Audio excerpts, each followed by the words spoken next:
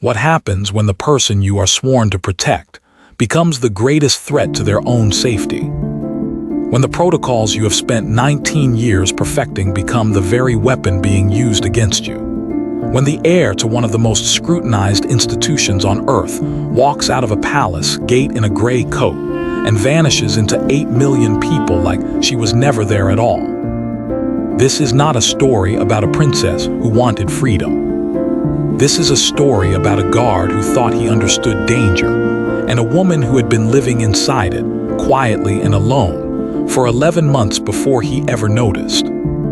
This is the story of James Calloway, Senior Protection Officer, Royal Household, and the Tuesday in November that dismantled everything he thought he knew about what it meant to keep someone safe.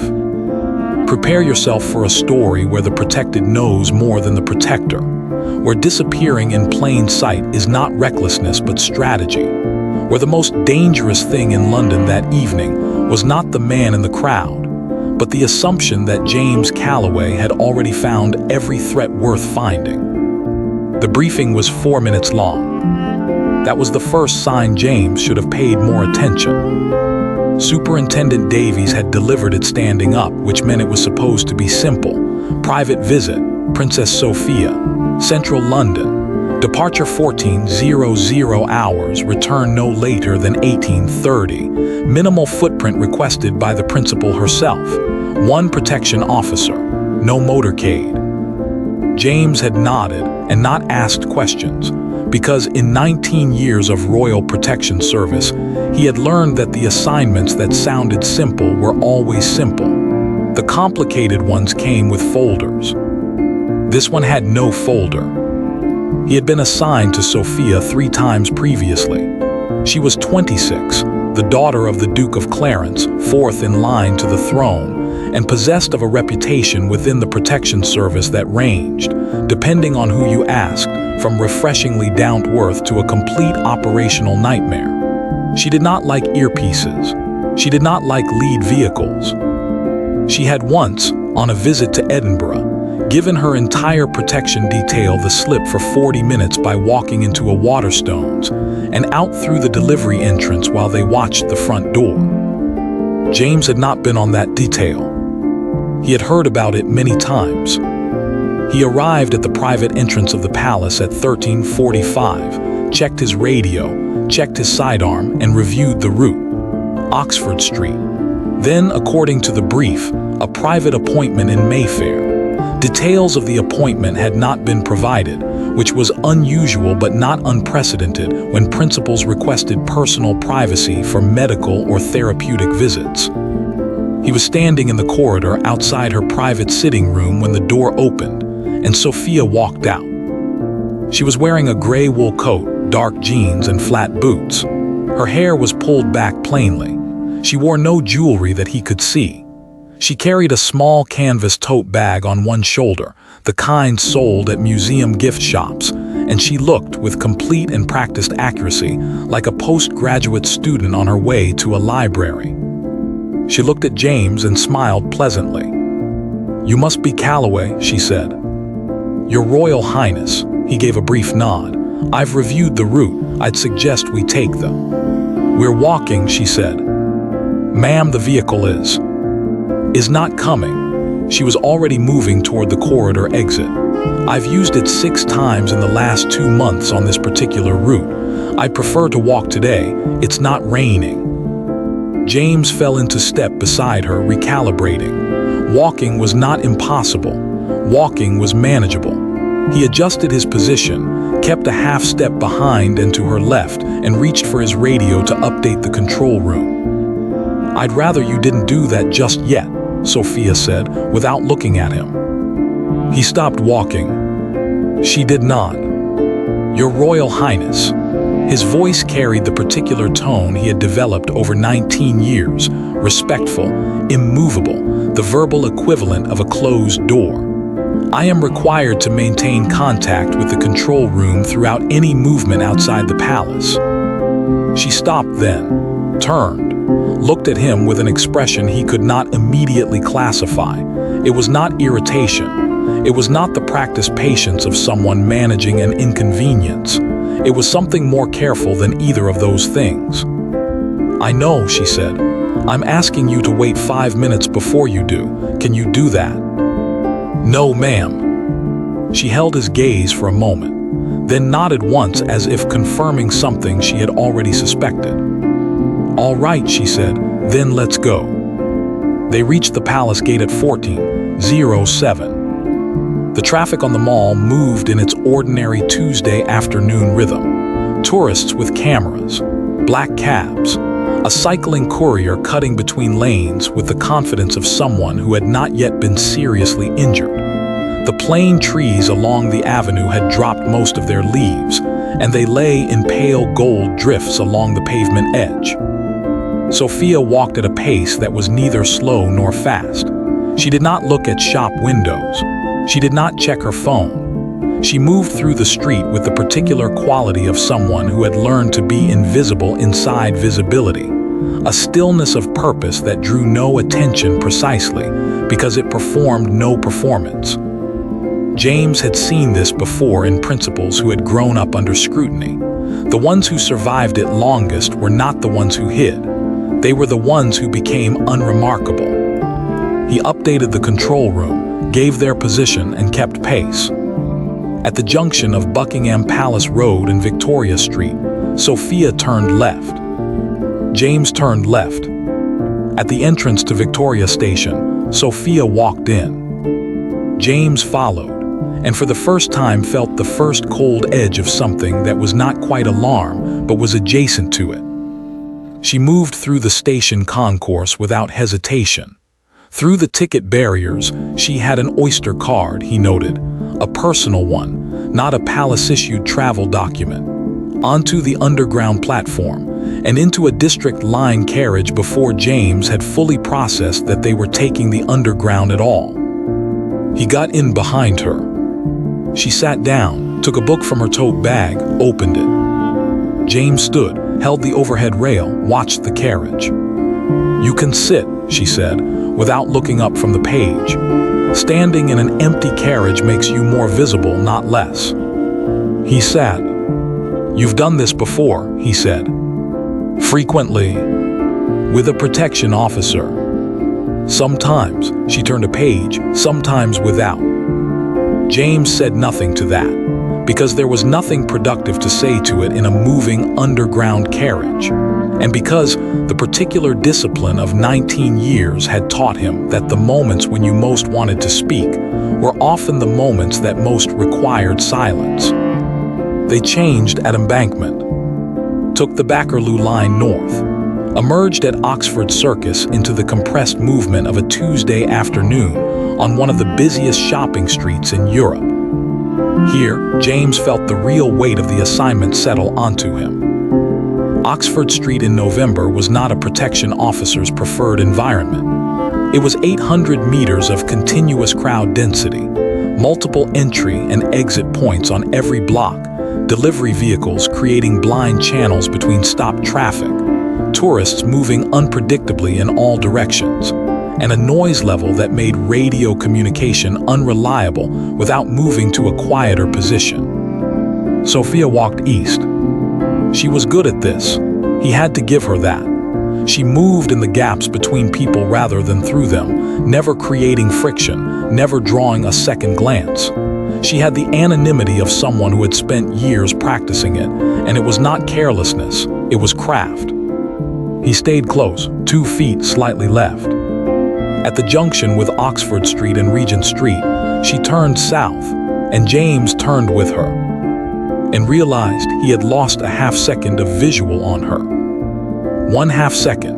She had stepped around a group of tourists with luggage, and he had gone around the other side, and for 1/2 second there was a rolling suitcase between them, and she was there.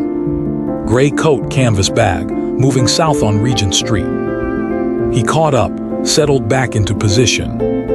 She did not acknowledge that it had happened. He did not either. But something had shifted in the quality of his attention. It had sharpened past its usual professional calibration into something more personal, more animal. The half-second gap had not been an accident. He was not yet sure if it had been deliberate, but it had not been an accident. They were on Conduit Street, moving toward Mayfair, when Sophia stopped outside a small Italian cafe, looked at the menu in the window for a moment and said, "I'd like a coffee." "Ma'am, the appointment is at 4. She looked at her watch. "It is currently 3:10. I would like a coffee, Callaway." They went in. She ordered a flat white. He ordered nothing. She looked at the empty space in front of him and ordered him an Americano without asking, which he found irritating in a way he could not reasonably express. They sat at a corner table. She had chosen the corner without being guided to it, which meant she had either been trained in basic threat assessment or had developed an instinct for it through years of experience. He suspected both. He watched the street through the window. She drank her coffee and watched him watch the street. "You're good," she said, "genuinely better than the last 3. "Ma'am, that's not flattery, it's an observation." She set her cup down. "You scan in irregular intervals, not a fixed pattern. That's harder than it sounds. Most protection officers develop a rhythm without realizing it. Rhythms are predictable. Predictable is exploitable." James looked at her. She met his look calmly. "I've spent quite a lot of time around protection officers," she said. "You learn to notice things. With respect, Your Royal Highness, you've also spent quite a lot of energy today making my job more difficult." "Yes," she said simply, without apology. "The underground, the route deviation, the half-second on Regent Street," she said. "I know. I'm sorry about that one. It was tighter than I intended." The admission stopped him. Not because she had acknowledged it, but because the word intended was sitting in the middle of the sentence like a stone in still water, and he was only now feeling the ripple of it. "Intended," he said. "Intended." He leaned back in his chair and looked at her with the particular quality of attention he reserved for moments when a briefing had been 4 minutes long and delivered standing up and had contained no folder. "Your Royal Highness," he said carefully, "is there something about today's assignment that I have not been told?" Sophia picked up her flat white, took a slow sip, set it down. "Yes," she said, "there is." She did not tell him everything at once. That James would later understand was also deliberate. She started with the shoes. "The man in the brown suede shoes," she said. "He's been behind us since Regent Street. Before that, he was outside Victoria Station when we came up from the platform. Before that," she paused, as if deciding how much to give him, "he was on Buckingham Palace Road when we left the gate." James did not turn around. "Description," he said. His voice had flattened into operational register. Everything personal, the frustration, the confusion, the controlled irritation of the last 90 minutes had simply dropped away. 5'11", medium build, navy overcoat at Victoria, changed to a green wax jacket on Regent Street, hood up now. Brown suede shoes throughout. He made one error: footwear is the thing people forget to change. She said this with the matter-of-fact precision of someone who had read the same manuals James had read. He's been maintaining approximately 40 meters, consistent 40 meters, not closing, not falling back. "How long have you known?" "Since Buckingham Palace Road." James absorbed this. Since the gate. She had known since the gate. The entire underground journey, the route deviations, the half-second gap on Regent Street. The operational picture was reorganizing itself around him in real time, every piece clicking into a formation that looked entirely different from the one he had been operating inside for the last 90 minutes. "You were testing his movement pattern," James said. "I was confirming it," she said. "I've seen him before, 4 times in the last 3 weeks, always at a distance, always with a changed outer layer, always the same shoes." She finally looked directly at James. "I needed to know if he was following me or following the route." The route, which means he knows it, which means he has access to information that is not publicly available. She held his gaze, which means he is not press, not a civilian obsessive, and not random. James's hand went to his radio. "Not yet," Sophia said. "Please. Your Royal Highness, if there is a credible." If you radio in now, he hears the change in your posture before the words leave your mouth and he is gone. You lose him. We lose him. She kept her voice below the ambient noise of the cafe with practiced ease. "I have been tracking this man for 3 weeks, Calloway.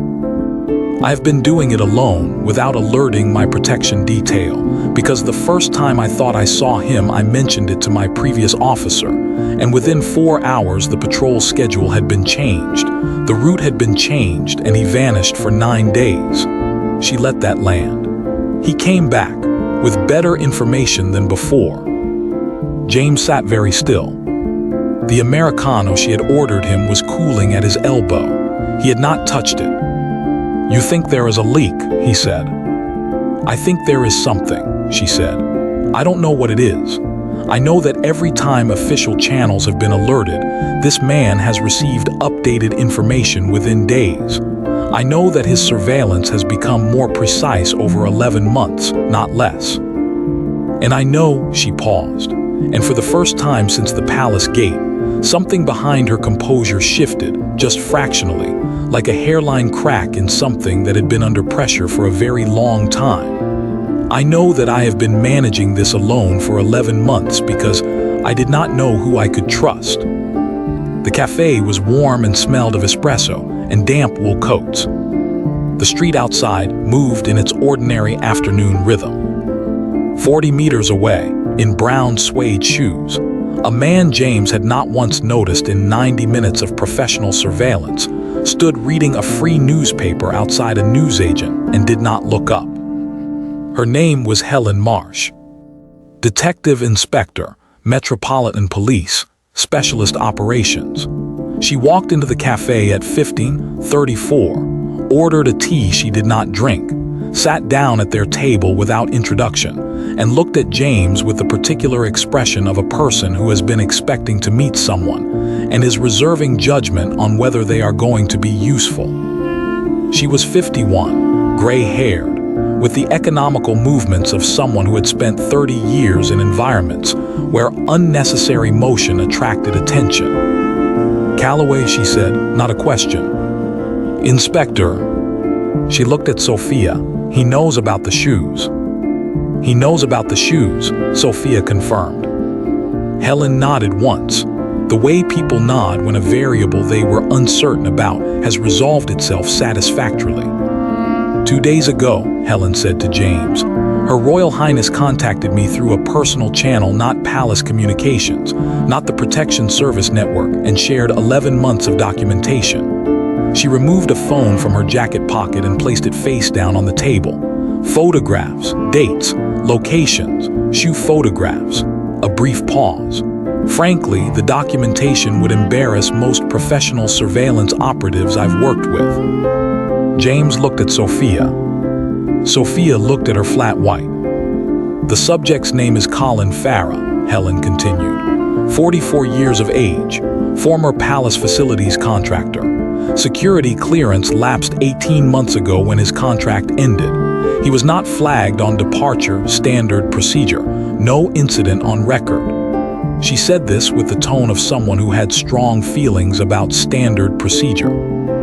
What was not captured in the standard departure review was that Farah had, during his 18 months of palace access, developed a detailed working knowledge of Royal Protection Service patrol patterns, shift rotations, and most relevantly, the personal movement habits of at least 3 members of the royal family. He was mapping, James said. For at least 2 years, Helen said, possibly longer. The facility's contract was renewed twice. We believe the original surveillance intent predates the contract itself, that he sought the contract specifically to gain the access. The operational picture had now fully reorganized. James saw it with the cold clarity of a man who had spent 19 years learning to read threats, and had just discovered that the threat had spent considerably longer learning to read him. "He's not following her," James said. "No," Helen said. "He's following the protection pattern, using the protection officer as a locator." "Correct. Which means my presence has been making her easier to find, not harder," Helen said, "for an estimated 7 months." The table was quiet for a moment. Outside, a bus went past. A group of tourists negotiated the pavement with a double pushchair. The man in the brown suede shoes had moved 40 meters north and was now standing outside a pharmacy, still reading the newspaper. James sat with the specific quality of stillness that comes not from calm, but from the complete suspension of every assumption a person has been operating on for the better part of a day. Sophia had not looked at him since Helen said it. He understood why. It was not unkindness. It was the same consideration she had extended to him all day, managing information in sequence, in doses, giving him each piece only when he was positioned to absorb it without reacting in a way that would compromise the situation. She had been protecting him. The thought arrived without drama and settled without comfort. For 11 months, while he and his colleagues had been protecting her according to every protocol the service possessed, she had been alone with this knowledge, managing it, documenting it, protecting her own protection detail from the information that would send them scrambling in visible patterns that fed the problem rather than solved it. "What do you need from me?" James said. Helen looked at him with slightly less reservation than she had when she sat down. "Farah has been waiting for a specific condition," she said. "He needs the principal in a location with limited egress and reduced protection presence. He's come close 3 times in the last 2 months each time. Standard protocol changed the pattern before he could act." She glanced at Sophia. "Today is the first time the protection footprint has been small enough and the route irregular enough that he's committed to a sustained follow. He's been on you for 2.5 hours. That's the longest he stayed active." "He thinks today is the day," James said. "We believe so. And you want to let him think that?" "We want to let him act," Helen said. "Surveillance is not enough for prosecution. We need him to make an approach. We need intent demonstrated physically." She looked at James steadily. "Which means we need the protection pattern to continue looking exactly as it has looked for the last 2.5 hours. Minimal, irregular. A protection officer who is good but who Farah has already mapped. You need me to keep looking like I haven't seen him." "We need you to keep doing what you've been doing," Helen said, "with one difference." She turned the phone over. On the screen was a map of the surrounding streets with 4 marked positions. "I have 3 officers in plain clothes at these positions. They've been here since we crossed into Mayfair. When Farah makes his approach, they close. Your job is to stay with the principal and do not move toward Farah under any circumstances. Your response will trigger his abort instinct. You are recognizable to him as a threat. My officers are not." James studied the map. 19 years of instinct told him to be the one who moved toward the threat. Every hour of his training, every protocol, every muscle memory of a career spent placing himself between danger, and the people he guarded told him that standing still while someone approached his principal was a fundamental violation of everything he was. He looked at Sophia. She was watching him with an expression he could now read more accurately than he could an hour ago. It was not amusement, and it was not patience. It was the look of someone who had been waiting for a very long time for another person to understand something she had been carrying alone. "She's been right about everything today," James said to Helen. "Yes," Helen said, "she has." He looked back at the map. "What's the signal?" he said. They left the cafe at 15:52. Sophia walked south on New Bond Street, James at her left shoulder, 2 feet behind. The gray afternoon light was thickening toward dusk, and the street lamps had begun their early winter illumination, casting the pavement in amber that turned every passing face briefly golden. James did not look for Farah. That was the hardest thing he had ever done in 19 years of professional duty. He walked, he kept position, he scanned in his irregular intervals, never allowing his eyes to rest on the northern end of the street for longer than they rested on anything else. He kept his radio protocol normal, his gait normal, his posture normal. Sophia walked with the same quality of purpose she had carried all day. If she was afraid, it was invisible. If she was alert, it was indistinguishable from her ordinary composed attention to the world around her. At the junction of New Bond Street and Bruton Street, she paused at a shop window. It was a jeweler. She looked at the display with apparent interest. James stood beside her and watched the street reflected in the glass. He saw the moment Farah closed. The 40-meter distance became 30, then 20, then 15. The newspaper was gone. The wax jacket hood was down. He was moving with the specific, terrible purposefulness of a man who had decided and was not going to undecide. James's hand did not move. His body did not turn. He watched the glass. 10 meters. He heard Helen's voice in his earpiece, so quietly it was barely above breath. Hold. 5 meters. Hold. 3. Farah reached out, and Helen's 3 officers came from 3 directions simultaneously, with the silent, absolute efficiency of people who had been standing in those positions for 40 minutes waiting for exactly this. It was over in 8 seconds. Farah was on the pavement, face down, hands secured before he had completed the reach. There was no struggle. There was no shouting. The passers-by nearest to the junction looked over, confused, and then looked away, because London has a deep civic instinct for not being involved, and whatever was happening looked official. James turned. Sophia was still facing the jeweler's window. Her hands were loose at her sides. Her breathing was steady. She was looking at a display of pearl necklaces with an expression of complete composure. "Ma'am," James said. "Yes," she said.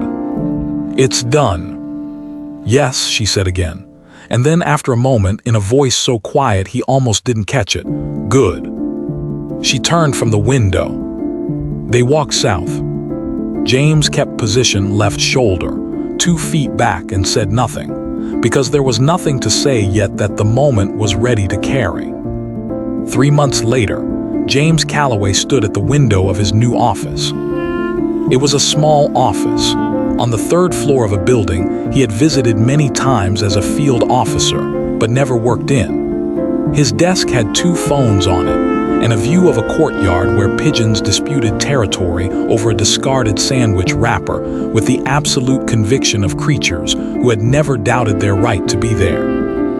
The appointment was not a punishment. He had understood that from the beginning. Director Reynolds had made it clear, in his precise and unhurried way, that what James was being asked to do, review, redesign, and oversee the implementation of new personal protection protocols for the royal household, was work that only someone with his particular combination of field experience and hard-won humility could do properly. Hard-won humility was not a phrase Reynolds had used, but James had heard it anyway. The investigation into Colin Farah had taken 6 weeks and had uncovered a surveillance operation that had been running, in various forms, for nearly 3 years. Farah had not acted alone. 2 former colleagues, one a lapsed security contractor, one a man who had worked briefly in Palace Communications, had been providing him with updated information in exchange for payments made through a series of accounts that took the financial investigators considerable effort to trace. All 3 were now facing charges that would occupy the courts for the better part of a year. The leak in the protection service was not a person. It was a structure, a set of protocols so standardized and so widely distributed within the service that anyone with enough patience and the right access points could read the pattern from the outside. Farah had not needed an informant inside the service because the service's own procedures had been informant enough. The new protocols James was designing started from a single principle that had not previously been written anywhere in the service's operational guidelines, because it had not previously needed to be written, because no one had previously considered it a gap. The principle was this: the protected person is an intelligence asset, not a passive subject, not a variable to be managed, an active source of observational data who spends more continuous time in proximity to their own threat environment than any protection officer ever could, and who, if properly supported and properly trusted, can perceive things that no amount of external surveillance infrastructure will catch. Sophia had written it herself, in a 6-page brief she had submitted to the director 3 weeks after Farah's arrest. James had read it 4 times. The second time, he had been embarrassed. The third time, he had been grateful. The fourth time, he had understood that the brief was not about Farah at all. It was about 11 months of being alone with knowledge that no one had created a structure for her to safely share. The note arrived on a Tuesday. A palace courier hand delivery, no return address on the envelope. Inside, a single card. The handwriting was small and precise. For 19 years you have been keeping people safe. For one afternoon, I needed you to trust that I was doing the same for you. Thank you for understanding, eventually. S.